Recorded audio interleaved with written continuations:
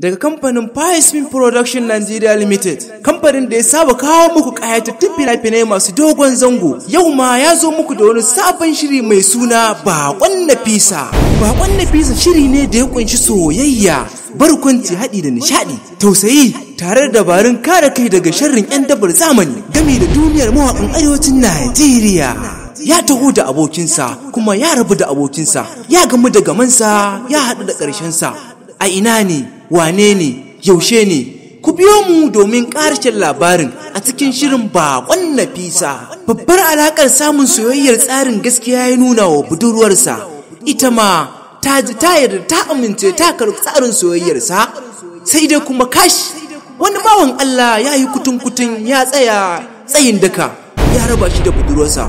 Wane ne shi? A ina yake? Duk samun amsar tambayar ku tana a cikin shirin Baƙon Nafisa. Me ya raba shi da abokinsa, kuma me ya silar zuwansa birni? Ya aka ya haɗu da ɗan bola? A ina ya bar abokinsa, kuma wani hali abokin nasa yake ciki?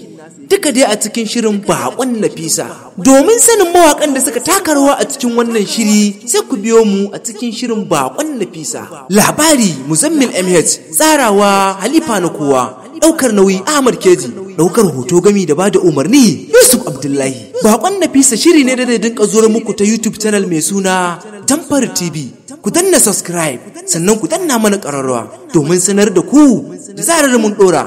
Kada ku manta, Jamfar TV, Baƙon Nafisa na nan tafi.